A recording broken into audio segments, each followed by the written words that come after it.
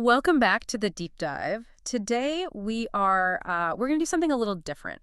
I want to start by asking you, and yeah, I'm talking to you listening right now, to close your eyes for a second. Hmm. Well, unless you're driving or, operating heavy machinery, then please keep them wide open. Hey, good disclaimer. Right. But if you can, I want you to go back, way back. Picture a classroom, maybe second or third grade. Can you see it? Oh, yeah. The dusty chalkboard, the smell of pencil shavings, those tiny, uncomfortable wooden chairs that always snagged your sweater. I can smell the paste. Yeah, You know that white paste we used to use? Such a distinctive smell. exactly. The paste, the chalk, the whole vibe. Now imagine you just handed in a worksheet. Maybe it was math, maybe spelling. You worked hard on it. You sat there, tongue poking out of the corner of your mouth, trying to get everything just right. Total concentration. The teacher walks by, picks it up, scans it, gives a little nod, and then she reaches into her desk. She pulls out a sheet of stickers. Here you come. She peels one off. Maybe it's a shiny gold star, maybe a scratch and sniff, maybe a blue ribbon, and she places it right at the top of your paper. That feeling. That specific feeling right there. It's universal, isn't it? It is. It's that sudden rush of warmth in your chest, that little dopamine hit.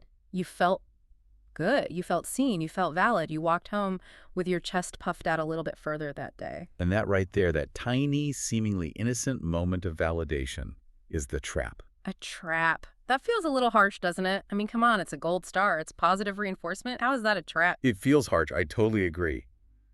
But it is a trap. It's a beautiful, glittering, sticky trap that we walk into at age 5. And for many of us, maybe most of us, we never really managed to walk out of it. Wow. We just spend the rest of our lives looking for the next sticker. Okay, that is a terrifying thought, but I see exactly where you're going.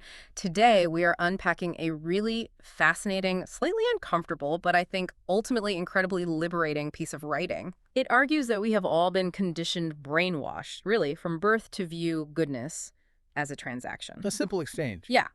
We are going to explore this idea that we are taught that goodness is something you earn, like a wage or a commission, rather than something you simply are. And this isn't just about stickers or grades. I mean, that's just the starting point. Yeah. This touches on everything. It bleeds into our careers, our relationships, how we parent, and yes, even our spiritual lives. Right. It asks a fundamental question that might make you squirm a little in your seat. It definitely made me squirm. Can you ever really be a good person if you are only doing it for the reward? Oof. That is the question. And to guide us through this existential crisis, this deep dive, we are looking at a blog post titled For Goodness Sake. It was published on October 20, 2025 by an author named Jimmy Perez. And Jimmy Perez is a really interesting figure to anchor this discussion. He describes himself in his bio as an author, blogger, thought-provoker, and critical thinker. A lot of titles. A lot of titles. But what I like most is how he grounds himself. He says he's just a simple man attempting to be his best version. He's not claiming to be a guru on a mountaintop. He's in the trenches with the rest of us, trying to figure out why he does what he does. I love that. It makes the whole thing feel more accessible. And his mission in this piece, it seems simple on the surface, but it's actually massive. He wants to deconstruct what we can call transactional morality. Right. And he doesn't just give us his hot take. I mean, this guy brings receipts. He's compiled a massive collection of evidence from Aristotle all the way to the Bhagavad Gita to prove that this isn't just his idea. He's engaging in what we might call a synthesis of universal truth. He's showing us that whether you look at Western philosophy, Eastern spirituality, or monotheistic religion, the highest level of wisdom, the absolute pinnacle, always points to the same thing. Which is what? Virtue for virtue's sake. Right. But getting there. Yeah. That requires unlearning almost everything society has ever taught us. Gosh. So buckle up. We are going to strip away the gold stars, the paychecks, the likes on Instagram, and even the promise of heaven to see what's left underneath. Let's do it.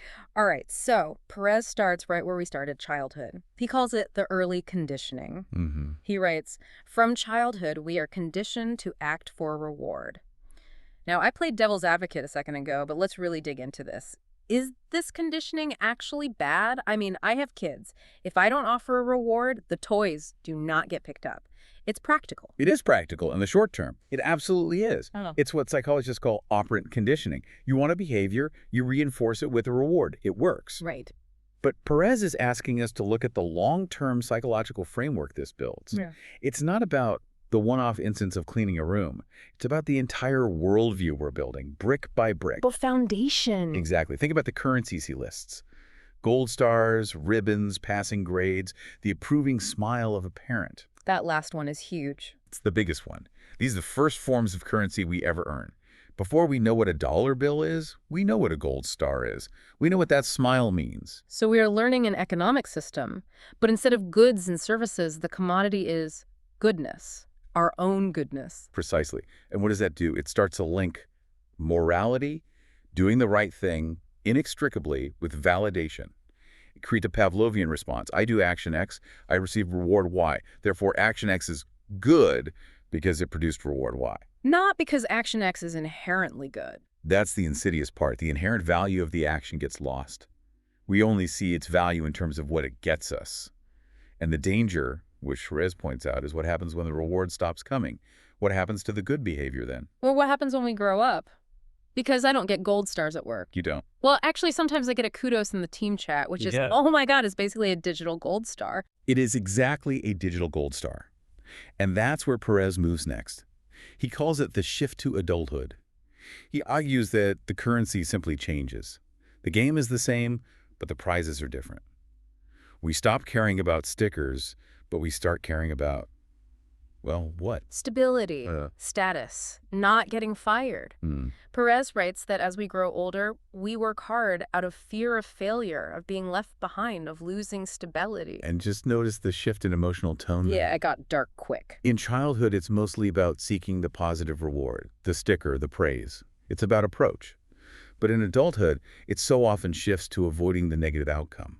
We strive not necessarily because the striving is noble, but because the consequences of not striving are frightening. That line hit me hard when I read it. I mean, it really feels like the walls are closing in a bit. It's so much of modern life. That is the pivot from positive reinforcement to negative reinforcement. It's the difference between running towards a treat and running away from a threat. From the carrot to the stick. Exactly. It's still transactional, but the transaction has become darker, more desperate. It's no longer do this and get a treat. It's do this or else. Do this or you won't make rent. Do this or your peers will think you're a failure. Do this or your kids won't have the opportunities you want for them. Yes, all of that. And living that way is exhausting. It's the deep soul-level exhaustion of living a life based entirely on fear.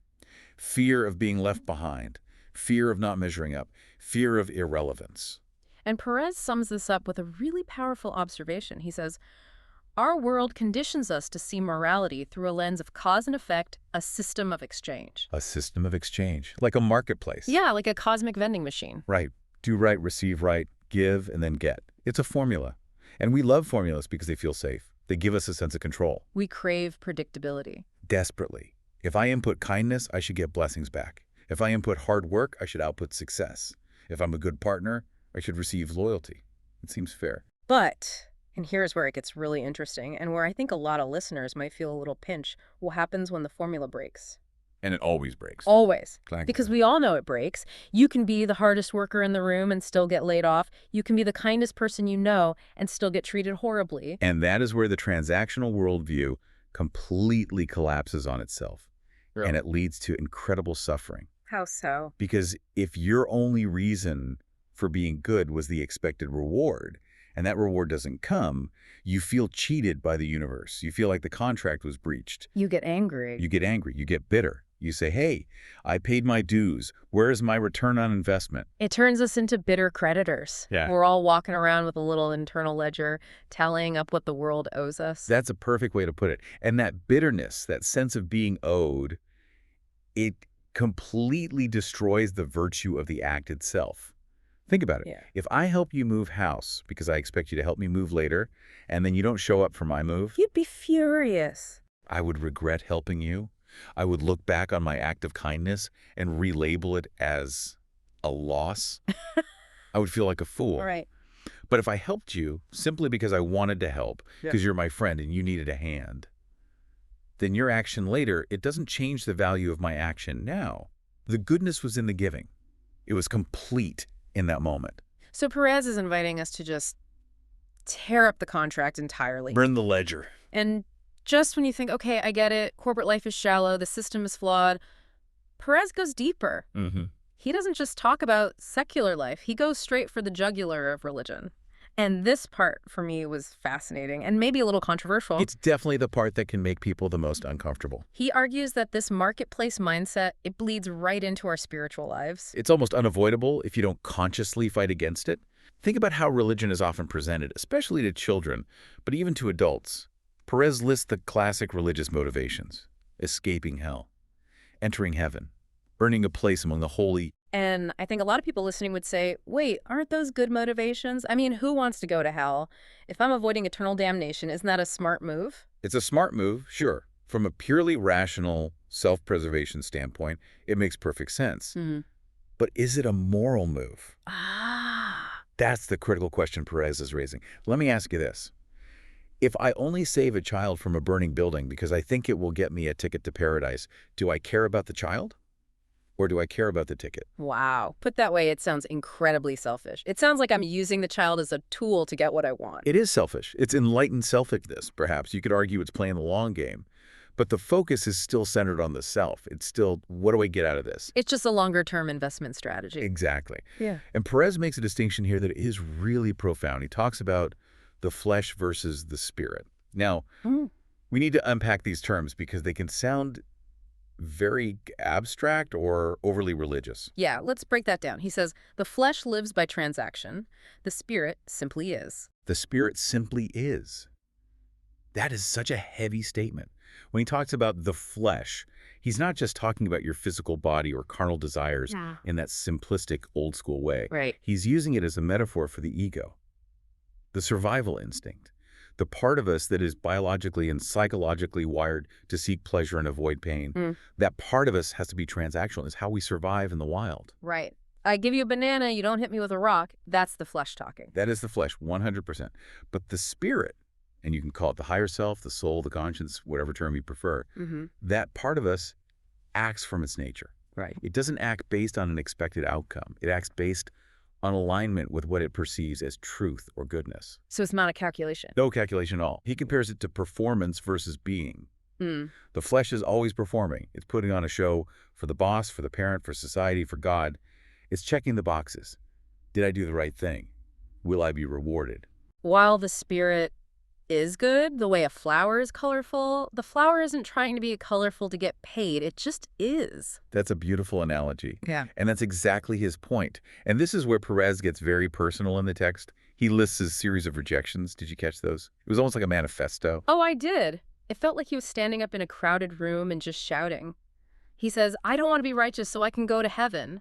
I don't want to be righteous for blessings, riches, or divine favor. I don't want to be righteous simply to avoid hell. That is a brave thing to say, especially in a world where those are often the primary drivers for religious life. He is stripping away every single safety net that transactional religion offers. He is saying, take away the carrot, take away the stick, take away the mansion in the sky and the fire below. And what is left? And his answer is, What's his answer? I want to be righteous because righteousness is right. Because righteousness is right. Boom. That is the pivot point of the entire article. Yeah. That is the whole argument in a single sentence. He's moving from an extrinsic motivation, rewards and punishments from the outside to an intrinsic motivation. Doing the good thing simply because it aligns with the truth of things. Because it is the healthy, correct, harmonious way to exist. But he doesn't just leave us hanging there, just taking his word for it. And this is where the episode is going to get a little dense, but in the best possible way. Yes. This is where we get to what I'm calling the universal consensus. I like that, the evidence board. Exactly. I was actually surprised, maybe even a little shocked, by how many different sources he pulled together. It felt like he was building a legal case. He didn't just stick to one lane. He went everywhere. And that's what gives this piece its weight. If it were just Jimmy Perez saying, be good for goodness sake, you might dismiss it as a nice sentiment, a platitude. Right. Good for you, Jimmy. Exactly. But he shows us that this is a golden thread that runs through almost every major philosophical and religious tradition in human history. He's showing us that the smartest people who ever lived, from totally different cultures and eras who couldn't possibly have collaborated, all eventually arrived at this exact same conclusion. So let's walk through the evidence board. We really need to understand what these different figures are saying because they all add a slightly different flavor to the argument. Who is the first witness he calls to the stand? He starts with the heavy hitter of Western philosophy, Aristotle. The classic. Can't go wrong. The quote he uses is from the Nicomachean Ethics. The good for man is the activity of the soul in accordance with virtue. Now, I want us to pause on one word there, a very important word. Which one? Activity. Activity. Not the result, not the outcome, not the trophy. Correct. And this is a huge fundamental distinction in Greek philosophy, especially for Aristotle. He isn't saying the good is the prize you get for being virtuous. He's saying the activity itself, the actual living out of the virtue, the process of being courageous or generous or just that is the good. Okay, help me visualize that. Give me a concrete example. Think of a runner. If a runner only runs to win a gold medal and they lose the race, they consider the running a waste of time. They'll say, I ran for nothing. Right, the whole effort was a failure. To the transactional mind, yes. But if the runner loves the act of running, the feeling of their lungs expanding, their legs moving, the wind in their face, then the running is the reward. The activity is the point. The medal is just a nice bonus, but it's not the reason for running.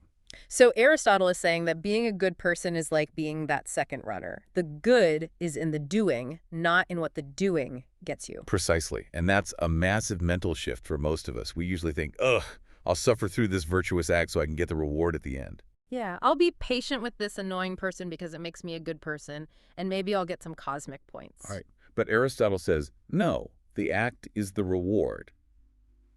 In fact, he'd go even further. He would say that if you're suffering through it, you might not actually be virtuous yet. What does he mean by that? Aristotle would say that true virtue is when you enjoy doing the right thing. It's when your desires are in harmony with your reason. So if it pains you to be generous, you aren't fully generous yet. You're just continent. You're forcing yourself. You're controlling a desire to be selfish. So virtue is when the internal state aligns with the action. When you want to do the thing you know you should do. Yes. When it feels natural. Yeah. When it's a joy. Okay, so that's Aristotle. A pretty high bar. Then he brings in Plato. And this one is a bit of a brain twister. The quote is, "It is better to suffer wrong than to do wrong." This is from the Gorgias dialogue. And you're right, it trips people up constantly. Better to suffer wrong. That sounds like being a doormat. It sounds weak. It goes against every survival instinct we have. Right. If someone punches me and I don't punch back, I'm the loser. That's the playground rule. That's the business rule. To the transactional mind, yes. Yeah. The transactional mind says suffering is bad. Winning is good. Therefore, if I do wrong, say I cheat to win and I get away with it, I'm ahead. I have more money, more power. I won. Right. But Plato is arguing from a completely different perspective. Yeah. He's talking about the soul's health. He believes that doing wrong acts like a disease. It corrupts your internal machinery. It makes your soul ugly and chaotic and disordered. So suffering wrong, getting punched, or being cheated, that happens to you. It's external. It doesn't change who you are on the inside. Exactly. It might hurt your body or your wallet or your pride, but your soul, your core being, remains intact. It's unharmed. But doing wrong, that is a self-inflicted wound. It's you choosing to introduce chaos and ugliness into your own soul. So in the economy of the soul, doing wrong is the only true loss. That's it. Plato saying, don't drink the poison just to win the fight. The internal damage is far worse than any external defeat. So even 2,000 years ago, the Greeks were already saying, stop calculating your external wins and losses. Start looking at the internal scoreboard. That's the foundation of Western ethics right there. Yeah. But then Perez jumps from ancient Greece to the religious scriptures, and the echo is just undeniable. He quotes Jesus next. From the Sermon on the Mount, "Beware of practicing your righteousness before others to be seen by them." This is a direct attack on performative goodness. Think about the culture at the time. Wealthy people would make a big show of their charity. Perez doesn't mention this, but I've heard they would sometimes blow trumpets before they gave money to the poor. Is that true? It's a bit of a scholarly debate whether it was literal trumpets, but the spirit of it is absolutely true. They made sure everyone was watching. Look at me. Look how generous and holy I am. And Jesus is saying that if you do that, you have, and I love this phrase, received your reward in full. That phrase has always stuck with me too. Receive your reward in full. It sounds like a business transaction closing, doesn't it? It sounds like an invoice being stamped paid. It is. That's exactly the metaphor. You wanted attention. You got attention. Transaction closed. There is no spiritual residue left. There's no transformation of the heart because you cashed it out immediately for applause. So it's like you're buying public acclaim with your charity. You didn't give anything, really. You just made a purchase. Your goodness account is empty. Precisely. And Perez links this to the Apostle Paul in the New Testament in Romans and Galatians. Love fulfills the law. This is crucial. It's the next step. What does that mean, love fulfills the law? Well, think about why you follow most laws. You follow the speed limit because you're afraid of getting a ticket. Mostly, yeah. You're acting out of fear of punishment. So if you are following God's law because you are afraid of God smiting you, you are a subject. You are subordinate. You're acting out of fear. You're a spiritual child. But if you follow the law because you love your neighbor, Then you have fulfilled the law. You have transcended the need for the rule book. If I love you, I don't need a rule that says, don't steal from the host. The thought wouldn't even occur to me. I wouldn't want to steal from you because I care about you. so the external constraint becomes unnecessary because the internal motivation is sufficient. Yes, love makes the law obsolete. It's a higher operating system. And it's not just Christianity. He quotes the Talmud, which is central to Rabbinic Judaism, quote, "Greater is one who performs a commandment for its own sake than one who performs it for a reward." And there's a specific Hebrew concept for this, lishmo. It means for its own sake.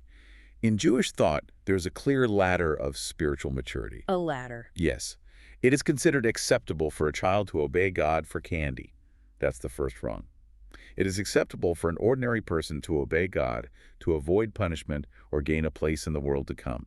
That's a higher rung. But it's not the top. Not even close. The highest level, the level of the sage, the truly righteous person, is to obey God simply because God is truth. To do the commandment, the mitzvah, purely because it is the right and true thing to do. Yeah. If you are still doing it for the reward, you are still, in a sense, a spiritual child. Okay, so that's the West and the Middle East covered. But then Perez takes us east. And this is where I think the language gets really beautiful, but also really challenging to practice. Mm-hmm. He brings in the Bhagavad Gita from Hinduism. This is one of my favorite quotes in the whole piece. It's so powerful. Do not seek to control results. Perform right action. Abandon concern for the fruits. Abandon concern for the fruits. Okay, I need you to help me here. Because we live in a results-oriented world. If I'm a salesperson, I need the sale. That's the fruit.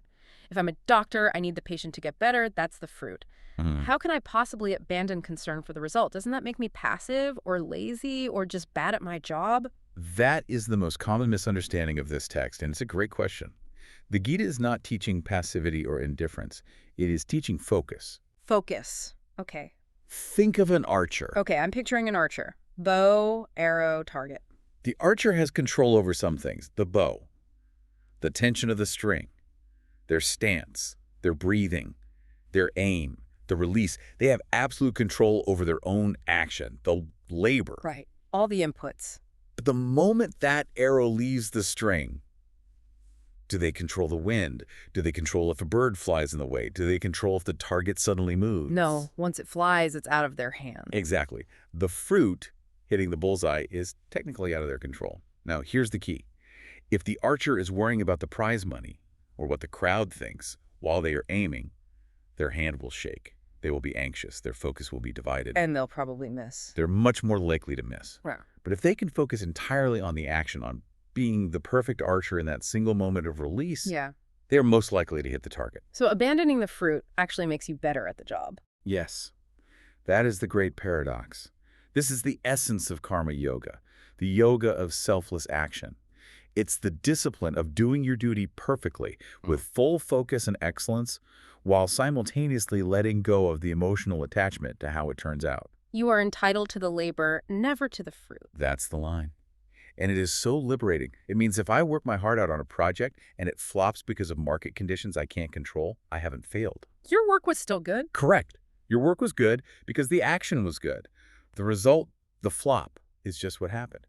If you attach your happiness and self-worth to the success of the project, you are setting yourself up for immense suffering, which, of course, transitions perfectly to the Buddhist perspective he mentions. Right, because Buddhism teaches that attachment is the root of all suffering, and that means even attachment to good outcomes. This is a really subtle trap, especially for do-gooders, people who are trying to make the world a better place. How is it a trap? Wanting a good outcome seems... Yeah, it does. But if you are attached to saving the world, and the world stubbornly refuses to be saved, you will become bitter. You will become angry at the very people you are trying to help. We see this with activists all the time. Burnout. Cynicism, rage. Exactly. Because they need the fruit of a changed world to validate their effort. Their ego is tied up in the outcome. But if you act out of pure compassion, without attachment to the result, you can keep doing good forever. You're not depleted by the world's response. You're like the sun. How so? You shine because you are the sun, not because you expect the earth to say thank you. That is a perfect analogy for it. And finally, he just briefly touches on Taoism. Yeah, effortless righteousness. The Taoists talk about Wu Wei, which is often translated as non-action, but it's better understood as effortless actions, like water flowing downhill. It doesn't try to flow, it doesn't strain or struggle, it doesn't ask for a reward for reaching the ocean. It just flows because that is its nature. So Perez is saying that true goodness should feel like that. Not a constant struggle against your own desires, but a natural, easy flow of your being. When you're truly aligned, yes. So let's synthesize this. I mean, this is the dinner party of the century. We have Aristotle, Plato, Jesus, Paul, the Talmud, the Bhagavad Gita, Buddhism, and Taoism. An unlikely gathering for sure. A very intense gathering. But they are all, in their own language, knocking at each other. They are all saying the same thing. Stop counting the coins. Stop looking at the scoreboard. Just play the game because the game itself is beautiful. Philosophy calls it virtue ethics. Religion calls it face purified of self-interest. Spirituality calls it non-attachment. But they are all pointing to the exact same destination. What you said earlier was freedom. How is it freedom? Because if you don't need the reward, you can't be bought. And you can't be threatened. If I don't need your gold star or your praise or your promotion, you have no power over my actions. And on the flip side, If I don't fear your punishment, because my integrity is more important to me than my safety or comfort, then I am, in a very real sense, untouchable. That is the ultimate freedom. that is a powerful kind of freedom. Okay, let's bring this down to the ground level. We've been up in the clouds with the philosophers for a bit. Section 4 of our outline is the internal alignment. Why does this matter for us regular people who aren't monks or philosophers on a day-to-day basis? Perez talks about harmony over reward. He says his desire is to bring the mind, the flesh, into alignment with the soul, the spirit. Think about that word, alignment. Think about a car. When your car's alignment is off, what happens? It shakes. The steering wheel vibrates. It's constantly pulling to the left or the right. It fights you the whole way. And it wears down the tires unevenly. It's inefficient. It's exhausting to drive. You're constantly making these tiny, stressful corrections. Right. When we live transactionally, we are out of alignment. Our soul, that deep part of us, wants to be good, to connect, to be generous. But our mind, the flesh, the ego, is constantly running calculations. Did she thank me? Did I get credit for that? Is this fair? What's in it for me? That friction between the soul's impulse and the mind's calculation creates anxiety. It creates cognitive dissonance. So Perez is saying that virtue itself is the prize because it creates that internal smoothness, that silence, the end of the vibration. Yes, the prize isn't a trophy. The prize is that the damn noise in your head finally stops. You stop fighting yourself. And crucially, you remove the dependency on external validation. You become self-validating. You know you did the right thing, and that is enough. You sleep better at night. But then he brings up something that I think is so relevant to our social media age, and this is going to hurt some feelings. Oh, yeah. He calls it the paradox of visibility. The quote is, "If no one notices, it does not matter. In fact, perhaps the less it's noticed, the purer it is." That is the anti-Instagram statement of the year. We live in a culture where if you didn't post it, it didn't happen. If you go on a beautiful hike and don't take a selfie, did you really go? We live in a culture of performative righteousness. We have gamified charity with fundraising thermometers. We have monetized virtue with influencer sponsorships. And if you help a homeless person, but you make sure your friend has the camera rolling before you hand over the sandwich, Yeah. Perez argues, and he's channeling Jesus and others here, that shining a light on our own goodness diminishes it. It taints it. But why? Why does it diminish it? From a utilitarian perspective, the homeless person is not still fed. The sandwich was eaten. The result is the same. The external result is the same. The stomach is full, that's true. But the internal result, the state of the giver, is completely different. If you film it, the act becomes mixed with ego. It becomes a transaction again. I gave a sandwich. I got 500 likes and a bunch of comments saying I'm a good person. Exactly. You fed the flesh, not the spirit. You strengthened the part of you that craves validation and attention. You made it about you, not about the person you were helping. So doing it in secret, It protects the purity of the motive. It's like a clean room for virtue. Exactly. Secrecy is the acid test. If you can do a good deed in total secrecy, where there is zero chance of reward or praise or even a thank you, then you know with certainty that you did it for the right reason. And that's where he uses this beautiful phrase, when we do right for no reason but love of truth, we mirror the divine. Mirroring the divine. That elevates the whole conversation, doesn't it? It really does. Think about it. Does the sun ask for payment for shining? Does gravity send you a bill for keeping you on the ground? Does the rain negotiate a contract before it falls on your garden? The fundamental forces of the universe, or the divine if you prefer that language, they give constantly, generously, and silently. They don't need a thank you. They just are what they are, and they do what they do. When we act without needing a reward, we are mimicking that divine nature. We are upgrading our operating system from human transaction to divine generosity. That is high stakes. It's not just about being nice. It's about embodying a different state of being. It elevates goodness from a social contract to a spiritual state. But, and here comes the reality check, I have to enter the chat with some skepticism here. Please do. Is this actually achievable? I mean, I like gold stars. I like getting paid. I like it when people tell me I'm a good person. I'm not a monk living on a mountain. Can we actually live this way? Or is this just a nice ideal that makes us feel bad about ourselves for not meeting it? And Perez anticipates this. He knows that's the immediate reaction. He doesn't claim to be a saint. He asks himself in the text, will I ever fully become that best self? And what's his answer? His answer is honest. Probably not. I am imperfect and human. And thank goodness he put that in there. Yeah, I appreciated that admission. He's not saying, I have achieved nirvana and you can too. He's saying, this is the direction I'm facing. This is what I'm aiming for. It's about the striving. That's a key phrase in the text. The daily choice to be a little better, to live a little truer. It's a vector, not a destination. You don't arrive at perfectly selfless on a Tuesday afternoon and then you're done. Right. But you can wake up every day and try to be 1% less transactional than you were yesterday. You can catch yourself looking for the reward and just gently say, oop, there I go again. Let me just let that go. It's a practice. And he also adds a really important, nuanced point about transactional goodness. He asks, is it better to do good for a reward than not at all? And he answers, perhaps. And I think this is so important. He's not condemning the gold star entirely. Yeah. We are not saying that we should abolish laws or salaries or social norms. Please don't abolish salary. No, please don't. And if the only reason you don't steal is because you're afraid of jail, please, by all means, keep being afraid of jail. We as a society prefer that to you stealing. Right. Society needs people to follow the rules even if their motivations are immature. We need the traffic lights even if people only obey them to avoid a ticket. Exactly. But Perez is calling us to maturity. He's saying, okay, the gold star got you this far. The fear of hell got you this far. But don't you want to grow up? Don't you want to take off the training wheels and ride the bike for the joy of riding? It's like growing out of childhood toys.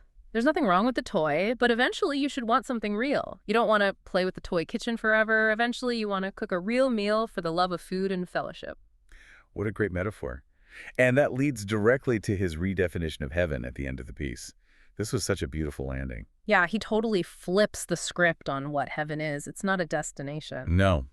He says to seek righteousness, simply to be righteous, that, to me, is heaven already. It's not a place you go to later. It's not a cosmic VIP lounge in the sky that you earn entrance to after you die. It is a state of being now. If you are aligned with the truth, if you are acting out of love without expectation, if you are in that state of non-transactional being, you are in heaven. You are experiencing the highest possible state of human existence right here, right now. So heaven isn't the paycheck at the end of the week. Heaven is the joy of doing the work itself. Precisely. The separation between the act and the reward completely vanishes. The act is the heaven. Wow. Okay, that is a lot to process. We've covered so much ground, from kindergarten stickers to the Bhagavad Gita to the very nature of heaven. Let's try to summarize this for everyone listening because I want these takeaways to stick. Let's recap it. Key takeaway number 1. We are conditioned from birth to view goodness as a transaction. We are trained to expect a reward for every good deed, whether it's a grade, a smile, or a spot in heaven. This is what we've been calling the gold star trap. Right. Second, this transactional mindset, while practical in the short term, ultimately creates anxiety and fragility. It traps us in a cycle of fear of not getting the reward or fear of punishment. It makes our morality weak because it depends on external validation. And when that validation stops, the morality can crumble. Exactly. Third, True virtue, according to Perez and Aristotle and Jesus and the Buddha and pretty much everyone else worth listening to, is doing good because it is good. It is abandoning the concern for the fruits.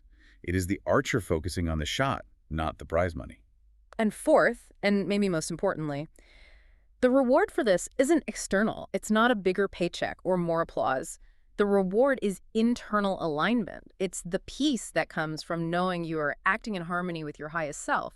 As Perez says, living this way is the reward. Virtue itself is the prize. It's a fundamental shift from doing to get to doing to be. Doing to be. I like that. It sounds so simple, but it changes absolutely everything. It really does. And that brings us to our final thought.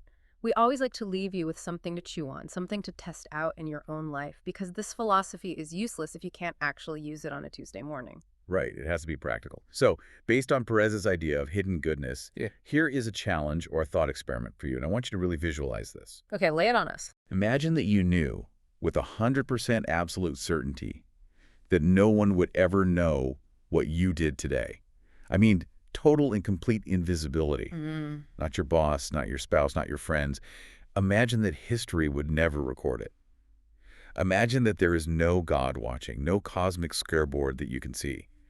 If the audience completely vanished, if the theater was empty, would your choices today change? That is a haunting question. Would you still work as hard on that report if your boss would never see it? Would you still be as kind to the waiter if no one was at the table with you? Would you still make that right choice if there was zero chance of getting a gold star for it? That is the true test of the alignment Perez is talking about. If the performance remains the same when the theater is empty, then and only then are you truly free. Because you're no longer an actor. You are no longer acting for the audience, you're acting for the truth. Something to think about the next time you're waiting for a thank you that hasn't come yet. Maybe the lack of a thank you is actually an opportunity, a chance to test your freedom. I think it is. Jimmy Perez, for goodness sake. A simple blog post with some massive life-changing ideas. Thank you for joining us on this deep dive. It's been a real pleasure. We'll see you next time. Keep diving.